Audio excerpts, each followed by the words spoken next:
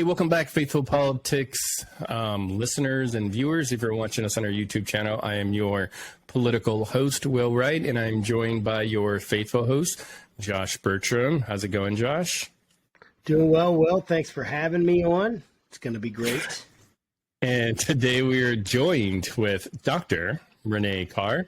She applies psychology to help political and corporate leaders solve the most pressing social problems affecting their communities, corporations, and countries. She has a doctorate in clinical psychology and not just one, but 2 master's degrees, one in quantitative and applied psychology and the other in business administration, and is known as the problem solver. So welcome to the show. Should I call you doctor or Renee, or do you have a preference? I guess Renee is fine. Okay, all You can right. call So me D Queen Diva if you want to do that. D Queen Diva. Diva. So, Diva. Dr. Diva. So, Yeah. So maybe you can kind of tell us a little bit more about, your background and how did you become known as the problem solver? Okay, well, I guess the short version is I'm a nerd. As you know, I have 5 degrees, so I just really love going to school. And so I think that by love going to school and still, giving myself homework assignments and continuing education that's required for my doctorate, then I'm just well versed in a lot of different areas. And I'm also a type A personality. So, a high achiever. I want to not just get an A or an A plus, but an O for outstanding. And so it just so happened that whenever I was put in front of a situation, regardless of where it was, I had a degree or something, I wrote a paper on it. So I was able to address a lot of different issues and solve a lot of different problems that were uniquely positioned because they didn't expect it to come from a psychological sphere, and adding in the business or adding in the accounting or adding in how to win an election. So I was able to just solve a lot of problems with just being one person. Got it. So like, what was the name problem solver a name that you gave yourself, or did someone say, Dr. Carr, you are a problem solver? Yeah. The problem solver. Yeah, the problem solver. No, that was more of a name I gave myself because people would always say that I was a combination of Tony Robbins, Oprah Winfrey, and Judy Smith, the real Olivia Pope. And I was like, okay, well, I don't want to be all of those people, but what they do is they solve problems. So let me just make it more clear. So that's where it came from. That's also Tony Winfrey. Mm-hmm. Yeah, Tony Winfrey, their love child. Okay, so the fact that you've got a background in psychology, I have to ask you kind of the $30,000 question about the mental state of our current president, Joe Biden, and I've got a question in there also about Trump, but why don't we start first, like with Biden? So when we, you hear a lot in the news about his mental state, what have you? You're a psychologist. What should we know, or how should we, interpret a lot of his behavior that is driving some of these perceptions of his mental acuity? Right. So the bad thing is they're making conjecture and assumptions without having an actual medical or psychological evaluation of President Biden. And so I would have more insight because I do have background, although he is not a patient or a client of mine, so I wouldn't be able to say accurately. But what I do think is that when you do become older, you naturally have a decline in how quick you may be as far as your thinking. Your neurons may not fire as fast. So you might also just be tired. And you can be a 35-year-old weightlifter in great shape and having just egg omelets every day. But if you have no sleep, which often presidents have no sleep or they have very little sleep, or they're constantly being bombarded with a lot of different things, that it just also could just be him just being tired and fatigued and handling multiple political strategies in his mind on what to say and what not to say. And he might just be tired of trying to handle everything at one time. So I would say it's more of that.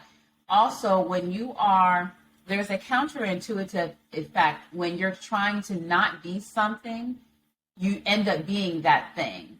When you try to avoid saying something, you end up saying that thing. And so I think because the upcoming elections, I think there's so much pressure to, one, as an older person, he is an older person, also to try to look healthy and youthful, to try to look hip, to try to look like I'm universally diverse, but to also show that I'm acute, intelligent, and I'm your ideal leader.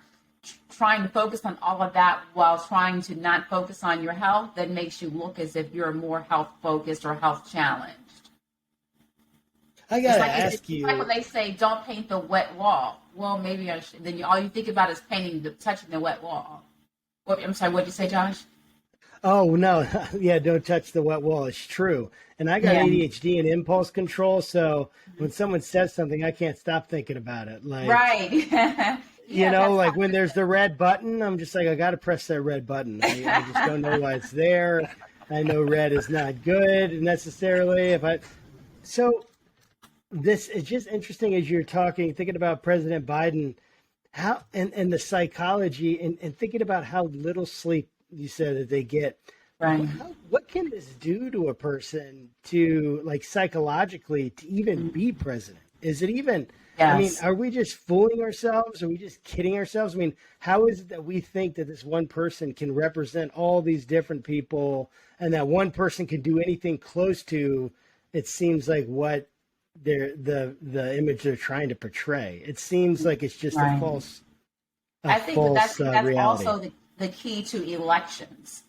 People brand themselves politically as the solution, and therefore the public buys that, and that's why they vote for them, because you're a better solution than this particular candidate. The problem happens when they actually get in office and they realize that they are not the solution, and that it's a whole lot more stress and it's not as much glitz and glamour or power. Then that's why you see the time lapse and you see them aging so significantly greater than the average person who is either not in the military, not in a high stress environment, and definitely not the president. They all age so quickly because it is so much stress. Their body doesn't have enough time to regenerate the cells. They don't have enough sleep time for their body to go into a restoration state of mind, as well as just their cells to regenerate from aging. So they look a whole lot older than what they are because their cells are dying at a faster rate, which gives them the older look, which also can affect the neurological presentation, which might be forgetfulness, might be not being coordinated, and might be lingering on a person longer than what you should physically or in an embrace. So like what pieces of information, I guess, would you need to make some sort of psychological or to reach some sort of psychological conclusion about a person's mental state, specifically like the president? So, I mean, like with Biden and even with Trump, we see them so often, they talk, they gaffe, they do all kinds of stuff. Like, well, what other piece of information would you need to kind of make an assessment on their mental state? So in order to make a diagnosis, you would look at the person and how they would act the majority of the time in an ideal situation. So whether you're relaxed or stressed for a clinical diagnosis, what is your presentation? So narcissism is pervasive and it's long-standing, whether you're resting or stressed out. So that's why you can accurately say that former President Trump would have a narcissistic personality disorder. You can also show about different actions and decisions and how they would act when they're in an emotional or a highly agitated state.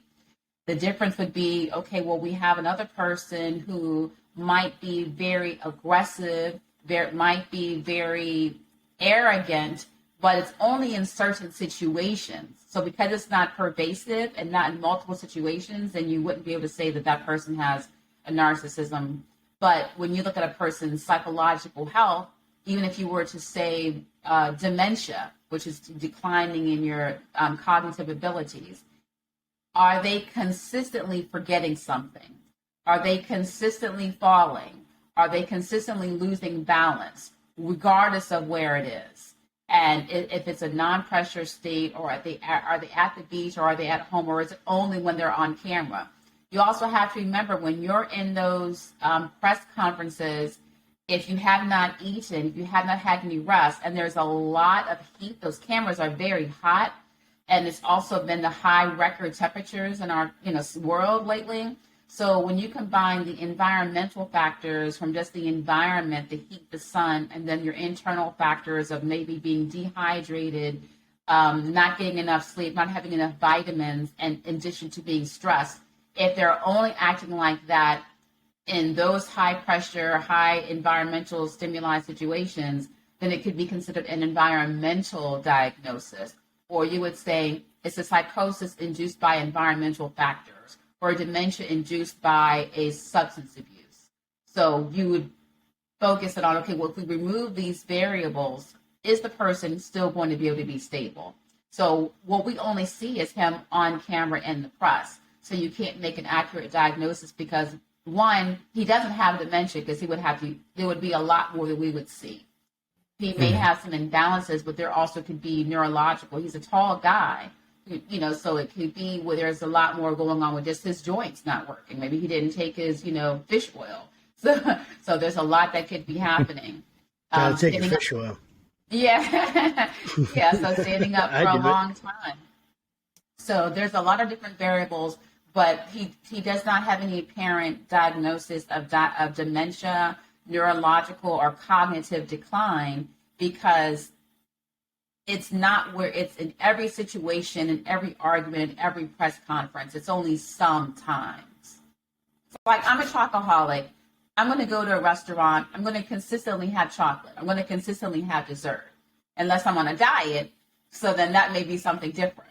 But that doesn't mean I'm a very healthy person because you see me that one time and there's no dessert on my plate. It just means that particular time, Renee doesn't have a sweet tooth. Or she does, but she's suppressing it. Yeah, that's so interesting. So kind of pulling back a little bit and just looking at the type of personality you have to be president.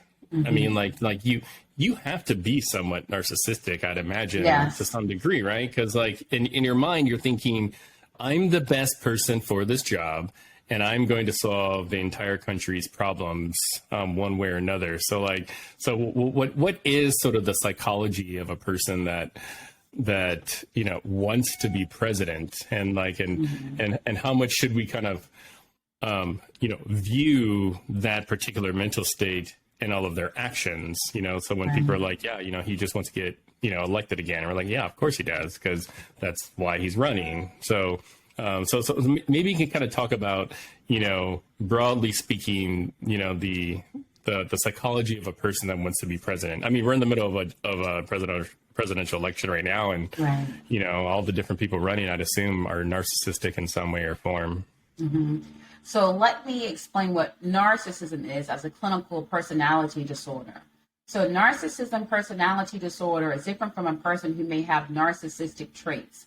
Narcissism, whether it's a trait or a personality, meaning that's who they are at all times and in all situations, narcissism is based off of, the old fable or the tale when you're just looking and loving yourself, and everything, it reflects back on you. Everything is from your self view. Depending on what your clinical theory is, you usually would have had a distorted nurturing environment as a child. And therefore, you try to overcompensate that by saying that everyone loves me because it's too much for me to handle to say that my mother or my father rejected me. So you twist it around to make everything about you to help overcompensate for your deep feelings of inadequacy. And so you assume everyone loves you. You talk about how great you are. You're a very self-grandizing, self-promoting person, and no one and nothing else matters unless it reflects back on how great you want others to see you.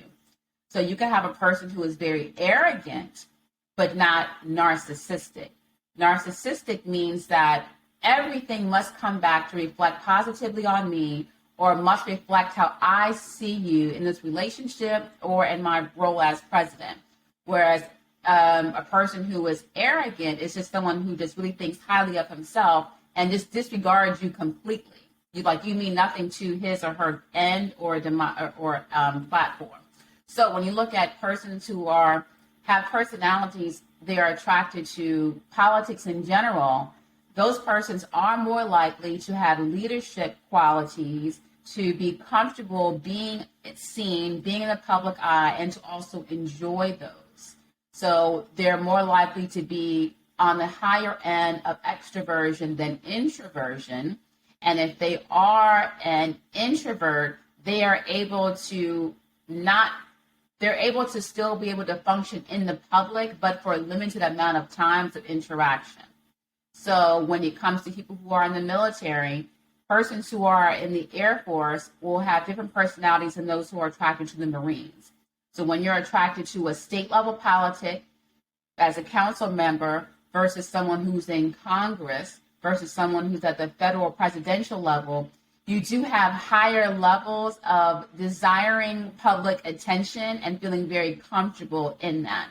And so as a president, you may not necessarily be narcissistic, but you very much enjoy being on camera, but that could be any actor. But you enjoy having the power that comes along with you having fame. Right. Yeah. You want the power that comes along with it, which makes sense. We all want power to control our lives and power to do the things that, we want to do and not be told what to do. When you're talking about someone being a narcissist, like the idea of President Trump, because we're talking former President Trump is a narcissist. Okay. How does one go about kind of a two-sided question? And you kind of began to answer it, but how do you go about what is the method you might use to figure out if President Trump is in fact a narcissist? Is it just that he talks about himself in any, public, forum that he's a part of? I don't know. And then the second thing is, if someone is a narcissist, how then can we blame them for being if it's a mental disease, right? If it's a mental illness, can we blame them for being a narcissist? And what do we do? Do we ban narcissists from office? Well, what do we do? How do we proceed? Well, you definitely might have more beneficial politics, but maybe not as productive if you didn't have people who are narcissistic alpha type males. So personality disorders are an understanding of a person's function, view of themselves, view of the world, and view of their existence in that world. It's not a mental health disease, but it is a classification of repeatedly identifiable behavioral and psychological traits. So by having that definition, we know that we can, as clinicians, confidently say that former President Trump has narcissistic personality disorder because of his repeated experiences of who he is as a person. So it's not just saying, I'm a great person and everyone loves me. It's his pervasive use of everything going back to the greatness that he wants the public to see, even if it's delusional. So if anyone is every time you hear or read the person saying something about, oh, I'm the greatest at doing this. I'm the greatest president of all time. I have more followers than, Mahatma Gandhi. Like, if everything that they do is always so much significantly greater than anything or anyone else that has ever lived, that's a hallmark trait of, I am just the supreme being. That's a whole lot different from like, well, yeah, I'm really good at psychology, but no, I'm not so good at knowing how to bake a souffle. Whereas a narcissistic person would say, well, yes, of course, I'm the best souffle maker. Like the chefs who are at Michelin star, they come to me for training. Like I give them advice. So that's a whole lot. Personality disorders are very pervasive. So no, we can't ban them because they're the ones who are going to be the most outspoken. But you have to recognize who is the person who is confident and aggressive versus narcissistic and also opportunistic in a way that's oppressive to other people. So with former President Trump, his main claim to fame, or not claim to fame, but his personality profile is everything that I do is the great and the best. And even if I have to lie about the facts to support my beliefs, then that's what I'm going to do, because I cannot handle psychologically anything not being true about how great I am. Now, as a psychologist, I do always have empathy for former President Trump, because I know that for that to be that significant, there are relationship and views of self that were compromised when he was a baby all the way up through his developmental years. So to me, I feel sorry for the baby Donald Trump, because that little boy wasn't nurtured, wasn't cared for, and was either rejected or was in a very hostile situation with his caregiver. So I do have empathy for him. However, he is still now a grown adult who can be responsible for his actions. And so that's where I would work with him. I think you are the first guest to show compassion for baby Donald Trump. Yeah. Definitely. Well, definitely. yeah, That was, I mean, I love that. That's great. Yeah, so one of the things that is striking about the former president isn't necessarily so much about him as it is a lot of his supporters and followers. Oftentimes you hear people say, it's a cult, and especially like within kind of the purview of believers, Christians, they really do put him kind of on this high pedestal. I mean, we've had theologians that have unpacked some of why that is. They say that, there's prophecy. People compare him to like King Cyrus in the Bible. Mm-hmm. But is there another explanation for why so many Christians treat Trump, as like this divine figure? Yes. So when it comes to religion or religiosity, people already have one mindset that is based off religious practices and glorifying or putting on a pedestal a particular religious leader. So that's the religiosity is one thing. When you combine that with groupthink, meaning that we all think he is the second coming of Christ, and when we attach that to our beliefs in Christ, a higher power, and that if you attack our religious beliefs, we are then going to have to defend that, because that gets into our deeper moral beliefs and values, then you are manipulating, or what you're seeing is the manifestation of the belief system of highly religious people or religiosity, which is they focus on behaviors and people rather than true doctrine and understanding what the religion may mean. In addition to, we have groupthink, which means that as the group, we are going to intensify the beliefs of everyone else in the group, intensify our cohesion and power as a collective, because together we can't be separated. And together we also have individual anonymity, meaning that I can be more loud and more vocal because my peers are supporting what I think and believe in. And if we're edging each other on or pumping each other up, then we're going to be more and more stronger in our beliefs than if we were just individuals. When you combine that with religiosity, meaning not necessarily a spiritual belief, but the act of being religious, then they are focusing more on, well, this is just what we are meant to do. And this is our belief power. And wherever two or more gather, then we're going to be even more powerful. So then they're using religious doctrine to reinforce the group think. So you have like a double whammy. So if they had just been religious on their own, it would not be as intense or cult-like as if it were in a group of people. Yeah, the groupthink can be so dangerous, and yet it feels like it's also part of what makes it so we can get things accomplished when we all have to be thinking the same thing at the same time, right? Right. And there's that trying to navigate the difficulty of straddling both sides of that. I imagine it's very, very difficult. I mean, I know it's difficult because I've had to do it in my own life. And when we're encountering tension in relationships, tension in life, a lot of that revolves around the stuff we communicate about, the stuff we talk about.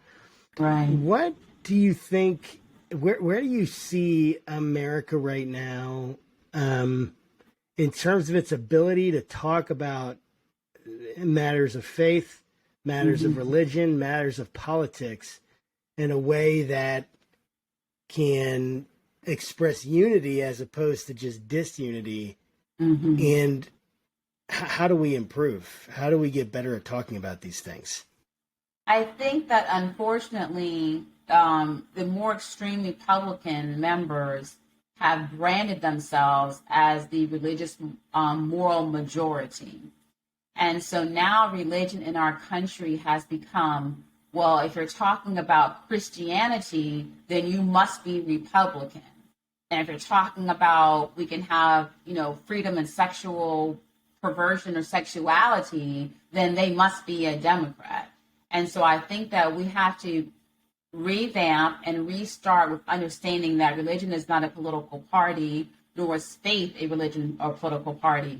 We have to recognize that we can talk about faith without it being political by focusing on what do you believe in and what does that religion mean to you? What does that faith that you have mean to you as a person, as a citizen, as a voter, without polarizing it by saying, well, that's because you're this bad person or you're a demonized person. If you were truly coming from a place of faith and morality, you wouldn't have to add in, well, they don't. You wouldn't be polarizing in your language. So you would focus more on what is the best for the country or for the community or for the state without making your faith talk polarizing. So that's the main part of it. I think that we can improve if people of faith or people who are, believers in Christ or Christians, if they were focused more on pleasing God than pleasing man. Because now what you see is a lot of Christians are in the closet and afraid to speak what they really feel because they are afraid of being canceled or rejected by society or their peers. And so this twisted form of religion, which is divisive and being politically polarized, is now being seen as, okay, well, this is what Christians do, or this is what people of faith do. They are this kind of way, or they're this mean, and they support things in a very aggressive way, rather than coming from a place of faith and love. And if you believe in Jesus, what does Jesus represent as far as love and compassion and understanding, and not this hostile, judgmental, hang them by the neck if you don't believe what I believe. So I think we have to, one, persons of faith, be strong in that faith and not fearful of expressing your faith because you're afraid of men rejecting you. So that's the first that everyone can do by themselves at this moment, to just introspect and say, okay, well, am I afraid of talking about my faith because it'll make me seem like I'm this political party or that political party? Or why am I not speaking up about a particular issue because they may come back and say, oh, well, then if you believe this, then you must be a hater or a phobe or something. So be confident in your faith and speak that. And that's how we can start off today, being better. Oh, that's so good. And I want to ask you about like biases, right? Because anybody that reads news or critiques other people's reading of news or watching of news, they always say, oh, Washington Post is biased or Fox is biased and whatnot. But like within these organizations, like there are people, and the people collectively have, or I shouldn't say collectively, individually have their own biases. So how can we, I don't know, like consume news, be responsible news consumers, and recognize that there are biases that may be implicit within sort of the story they're writing about, and how can we ensure that we're getting the full story? And I'll give you a real quick example that I do, anyways, is that recognizing that maybe some of these news organizations might have corporate biases that will put a lot of attention on, say, Trump stories, but not enough focus on immigration stories. So when I'm looking for information about, say, the border, I don't necessarily run to MSNBC. Like I may actually read about a reporter, or from a reporter that, from Fox or Breitbart or something like that. So help us kind of understand biases sort of in our media environment. So in the media, so a bias is when you're slanted toward a particular way of thinking or believing.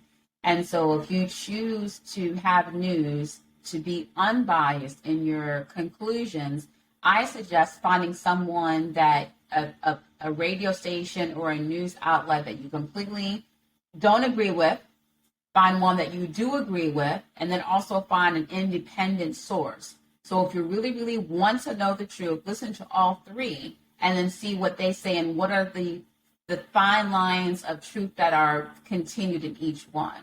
You can always just also go to an independent publisher or an independent news outlet, and there's a lot of those popping up that are also giving unbiased commentary, even in their headlines, without the clickbait words. So I would suggest doing that.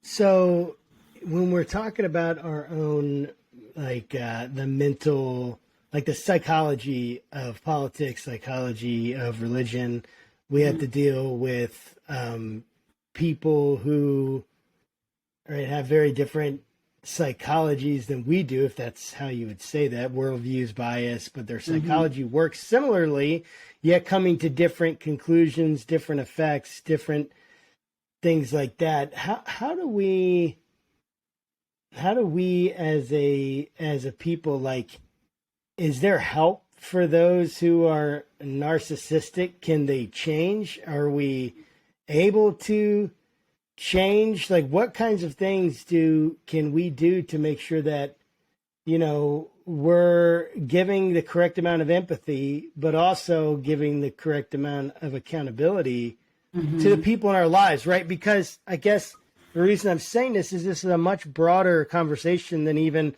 that president's got dementia or that president's a narcissist, a clinical narcissist. Okay.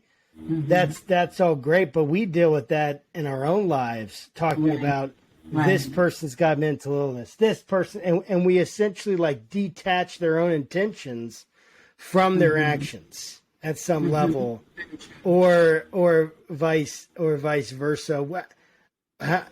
What can we do? What insights does the realm of psychology give us to figure out how we can be more gracious and more accountable and hold people more accountable and also be gracious to them? I think first, by being gracious and honest with yourself. What do you believe? What do you think? What do you feel? And how do you feel after being with or around this person? So in your personal life, if this person always makes you feel very insecure or inadequate or like you're on pins and needles, if you're honest with yourself, then be gracious enough to say, I do deserve better than this. And there's nothing wrong with me going after a different relationship or leaving this relationship or employer. When it comes to your president or a high profile elected leader, you have to also say, okay, well, this is now becoming too absurd. And the person does have opportunity to change if they wanted to, but they don't. So to have a true diagnosis of personality disorder, they are not going to change because you're being nice to them. You're only going to change by you changing yourself out of that situation. They have too much internalized belief systems about themselves, the world, and their future that one person is never going to change them. That will require intense psychological help and counseling. And more than that, they would have to want to change. But it's like when a person has bipolar 1 disorder. A lot of times people who have bipolar 1, when they're in a very manic state, they enjoy that high. They enjoy being very productive. They enjoy having excitement or a lot of sex or feeling powerful or omnipotent. They enjoy that. So it's very hard for them to take medication if they're in the manic phase of it. Because it's like, well, I'm at my best right now. I don't need to get any sleep. They're all over the place. But similarly, when someone is narcissistic, they are getting enough external affirmation of what they want to believe about themselves.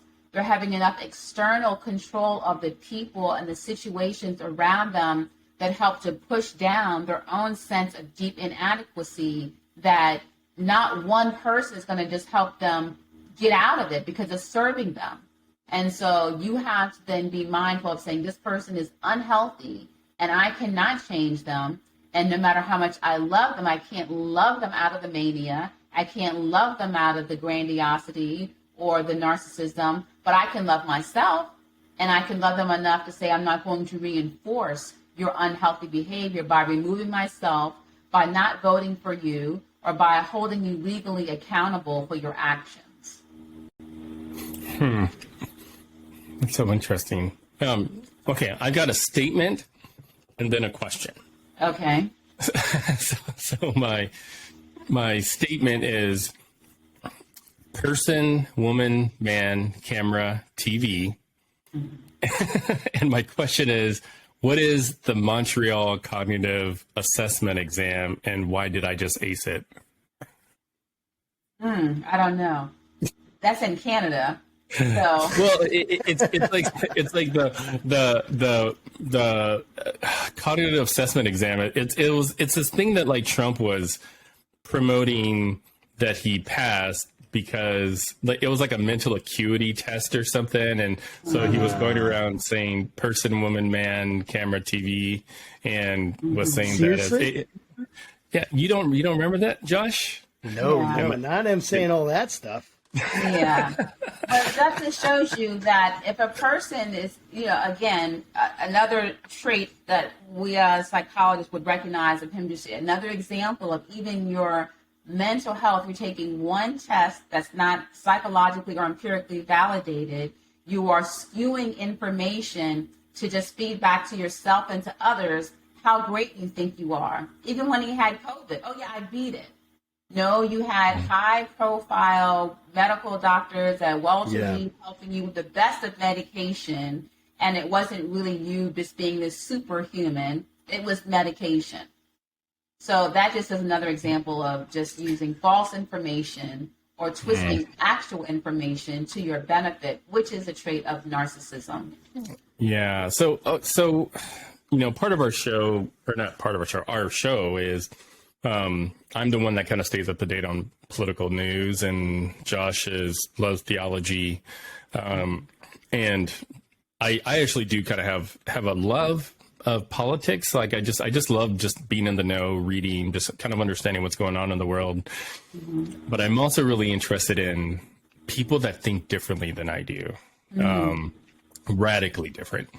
So when I go visit family or in-laws that might have a different political background or political belief that I have, I love talking politics, but I'm often cautioned by those who love me to not talk about politics because they're like, yeah, don't talk about X, Y, or Z because you're not going to be received well. So like what are some strategies for me and our audience to utilize when we are, say, at a Thanksgiving dinner or some other informal eating setting, and we want to understand where a person is coming from about a particular hot political issue? I mean, like if I just dropped on the table, with some of my family members and loved ones, like, hey, isn't CRT great? Like I'm going to be met with a lot of different reactions, and probably not all of them are going to be great or good. So how do I do that? Okay, so first, how are you introducing this at the dinner table during the holiday gatherings? Well. Yeah. Well, okay. So I'm going to like give away sort of my plan. So any of my family members listening to this are going to know. I'll normally just start by saying, hey, have you been watching the news lately about, this particular topic? I'll just say like Ukraine or something like that. So I'll try to find kind of like a halfway point between where I want to go to just get people's brains warmed up. So I'm not coming at them hot. Okay. And then based on kind of their reaction about just the halfway point information, I will judge whether or not it would be healthy for me to ask a follow-up question. Okay. And then how would you suppose you mentioned CRT and someone seemed open to it at the table? Then what would be your follow-up question? Yeah, so I suppose I would just ask them, like why they think that way and or what sources that they are basing, their opinions off of. Okay. Well, I could definitely see why your family wouldn't want you to have that conversation. So when you have a very intense conversation or the potential for intensity, then avoid ever using the question starting with or including in anywhere why. Whenever you say why, especially if you are on like the legal, witness stand, why automatically puts a person in a place of defense.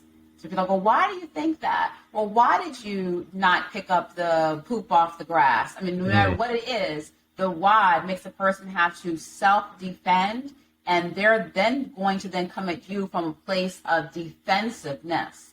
And so avoid ever using the word why, especially when you want to have a conversation about politics at the family table.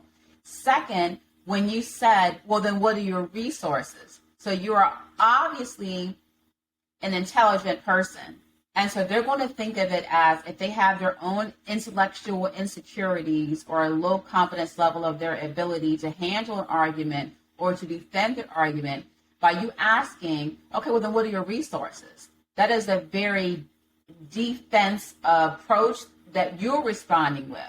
So you're saying, okay, well, then how are you able, so this is how it appears when you have the neurolinguistics of that conversation. So, well, it's going to be nice, pass potato salad, pass the turkey. Oh, hey, so what do you think about CRT? Blah, blah, blah, blah. Well, then why do you think that way? Well, then what are your resources?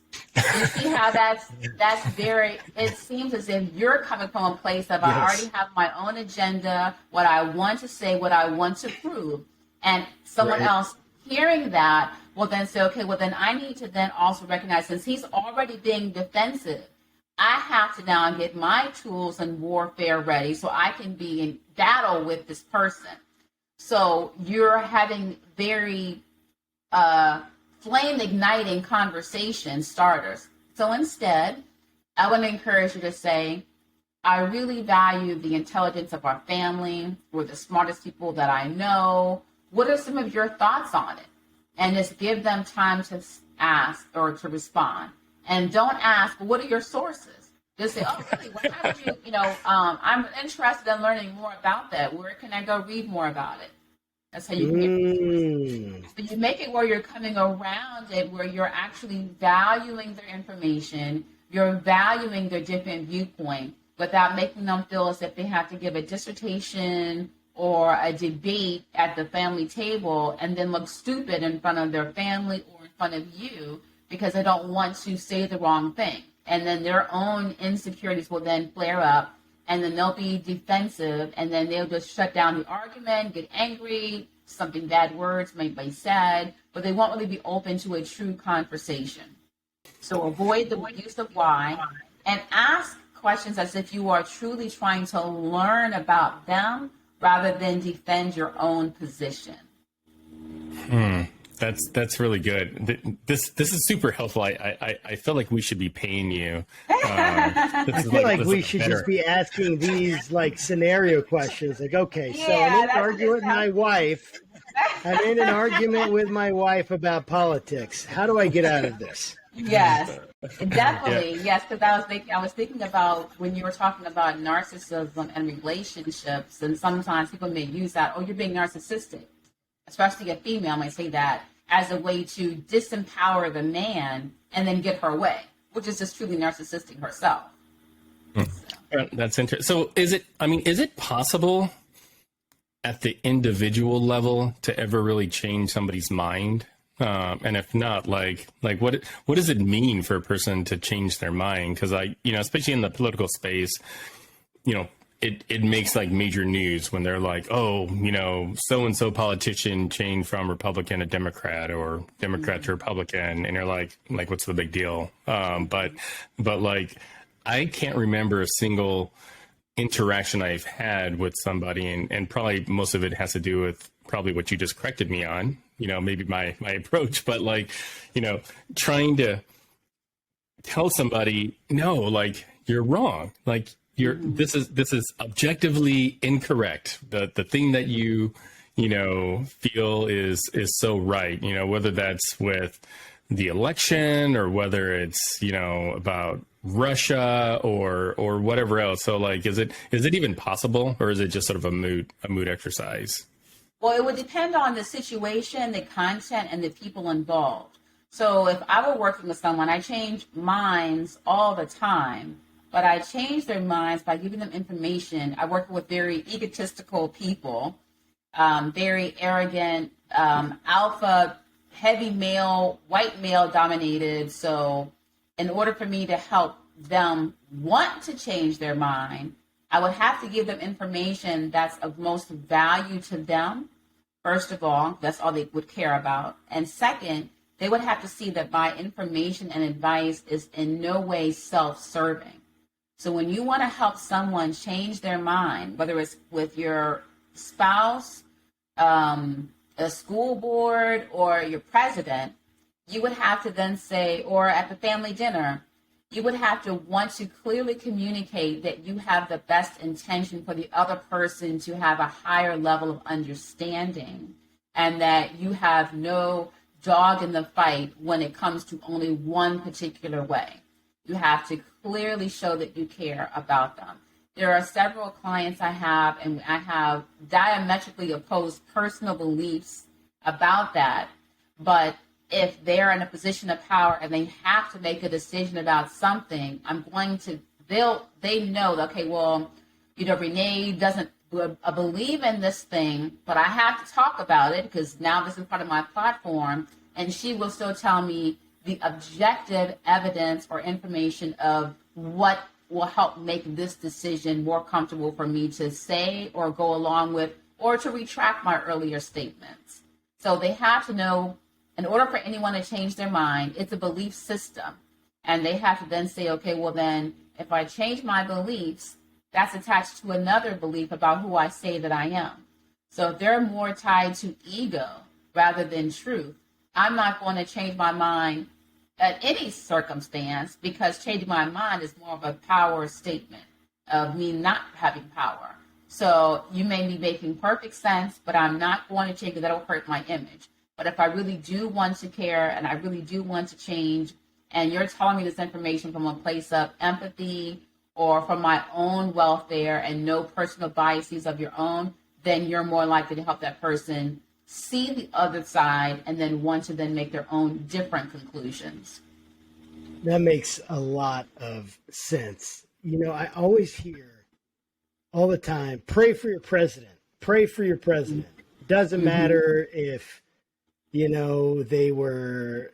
voted for them or not, pray for them. What, so often especially when we have someone we don't like in office or something like that, we don't want to pray for them. Yeah. Why? What is it psychology? What psychologically is going on there? Why? And what does it do for us when we pray for someone? Like, say, in this case, it's the president, but it could be for anybody. So right. We disagree with what does prayer do to us psychologically? How can we, and should we be praying for a president? Will that help us become better American citizens? So that's a good question. Yes, it is a very good question. So does that make me a narcissist for saying that was a good question? I think it might. My questions are the greatest, by the way. They're always good. No, you have owls in the background. So if I was looking at the symbology, I would think that you're open to knowledge and understanding. I am. Yeah. So whenever a person says, I'm not going to pray for them, it's because that person is being self-centered and has their own desire and their own needs that they want to be paramount more than anything else of what God can do. which means that their prayer life is also very self-serving, and their list and prayers to God are also very self-serving, like give me, give me, give me, give me, give me. Oh yeah, thank you for giving me that, but not really a relationship with God or the Holy Spirit. And so when it comes to a person refusing to pray for their president, like with Jonah, I'm just going to completely run away from the issue, then what you would say is, not my will be done, God, but your will. Or God, you have allowed this person to be in office. And I have to be honest with you, this person was completely horrible, but you allowed it for a reason. So then first, guide my prayers so that I can help honor this person in this position to be a way or a conduit to bring about the best for my country. And it may be something as simple as, God, let that person have good advisors, like Dr. Renee Carr, the problem solver, who will give them information that will help us get across what is best for our country and for your godly kingdom. Yeah, that's really good. So as a person that that has dedicated your life education to understanding the brain, and I don't know what your faith background is, and it's not necessary for the question I'm going to ask you, but it may help you better relate. So non-believers probably look at believers with a bit of a side eye, thinking that they believe in this magical wizard up in the sky that grants wishes or something like that. And I have to say that because I used to be a non-believer, and that's exactly what I thought.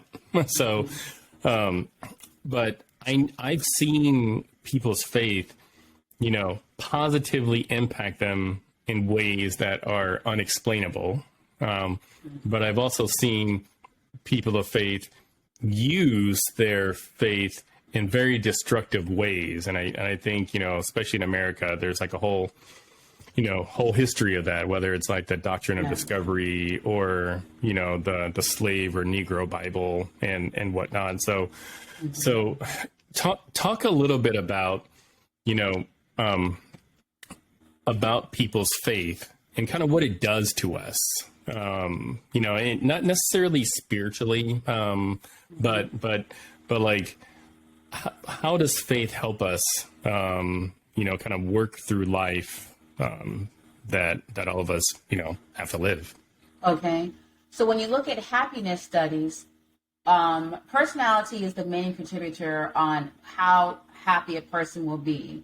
But one of the 12 main variables is belief in a higher power and faith in that higher power. So the reason why people who have faith are happier than those who don't is because they recognize that I am limited, but that's okay. There's a higher power who can guide me.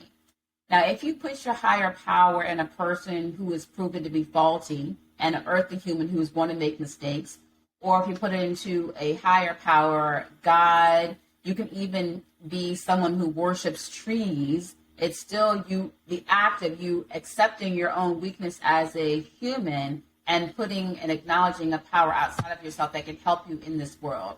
So belief in a higher power increases happiness levels, it decreases stress. And whenever you have a married couple that have the same belief in the same thing, then they are more likely to have higher levels of marital happiness than if one spouse believed in trees and the other spouse believed in nothing.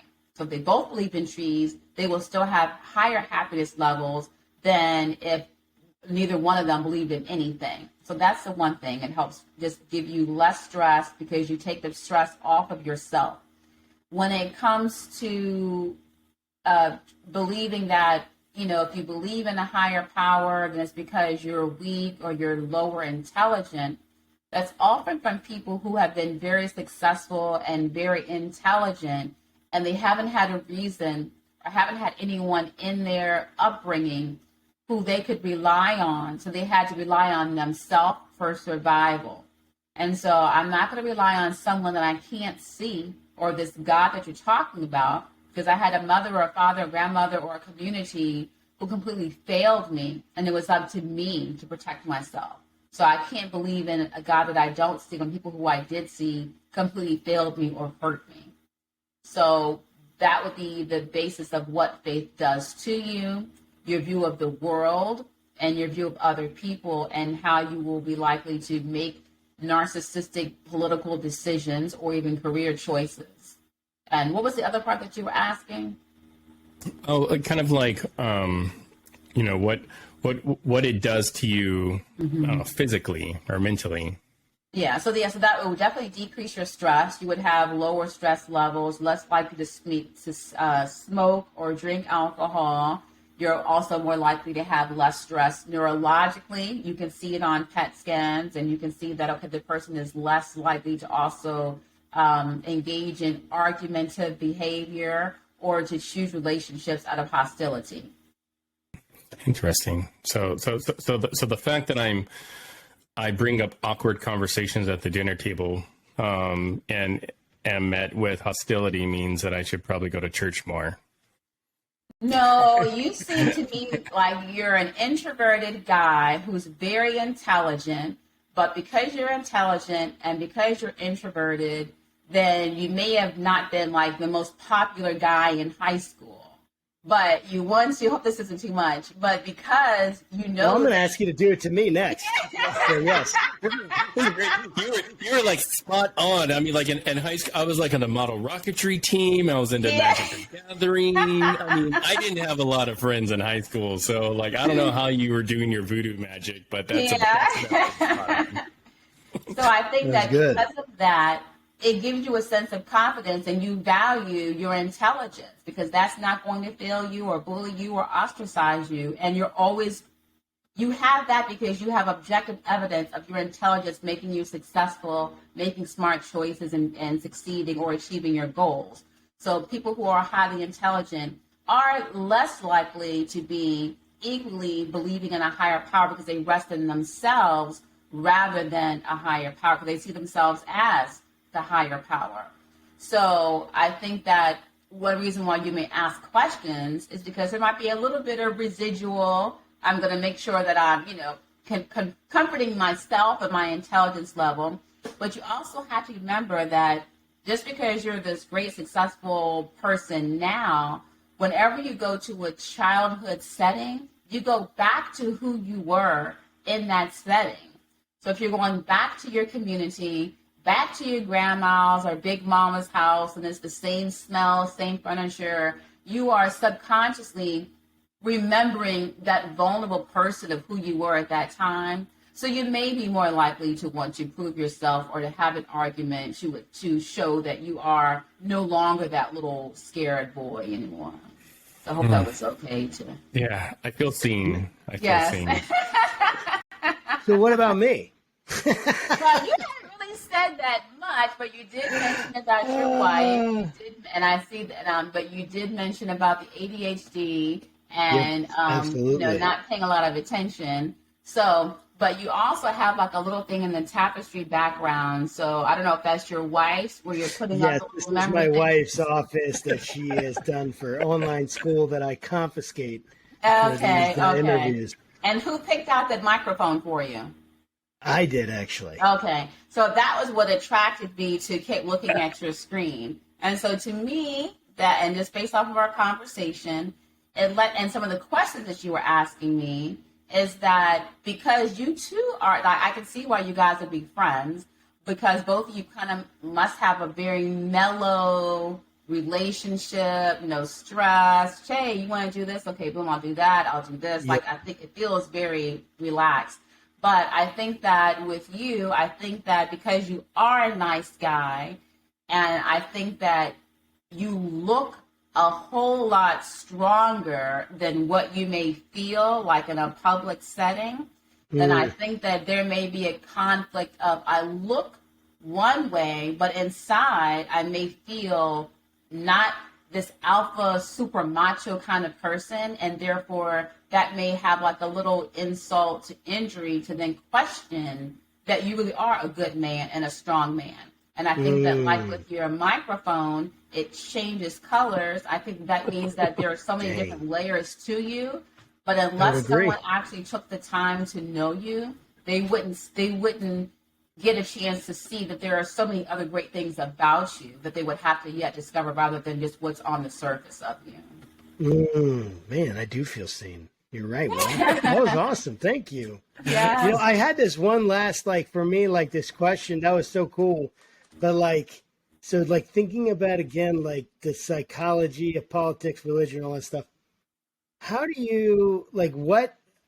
How should we think about and what's going on psychologically when we're thinking about who we're voting for? Mm-hmm. Like how what would you imagine is happening and what you know that is happening from your study and research, and then what can we do to be better voters in civic? To be a better civic voter, then do the research on who you're going to vote for, whether it's the school board, which makes a lot of decisions as far as book bans or what's allowed in school and funding, to your national president. Do your research on who the person that you think that you like, and look at the track record, not what they are saying on this current platform. So do your research about what they've actually done. What they've actually have already done. Because if you're a good person and you truly care about human trafficking and protecting children, it won't all of a sudden be a platform issue. You would have done something along the way to be a volunteer and when you're high school or something, you would have done more than just making it a platform issue. Also be aware that as a voter, don't get caught up in the hype of the people behind the machine that's creating the branding, the messaging, and that's using words to make you think a particular way or feel a particular way about a person. Because you'll say, oh, I like him or I like her. So you already now have a relationship in your mind about what's similar or how the other person will somehow like you back or is likable and is someone that you would want to associate with. So one reason why President Trump has such a deep following is because it's a affinity by association, meaning he, has extreme beliefs when it comes to race. He hears us, he sees us, he's strong enough, he's not going to take any BS from anybody. He is going to believe in what he says, even if no one's against him. And that's me. I feel like no one sees me. I'm not going to back down. I respect a man like that. I like Trump. So I'm going to therefore vote for Trump because he is like me. And so if you mistakenly believe that someone is like you and therefore you like them, then you're making your vote based off of a person that you think is like you, but it's really just their messaging and the branding machine behind them. So don't at all go for their slogans. Don't go for their speeches. Don't go for their website or what they're saying and how many babies they're kissing.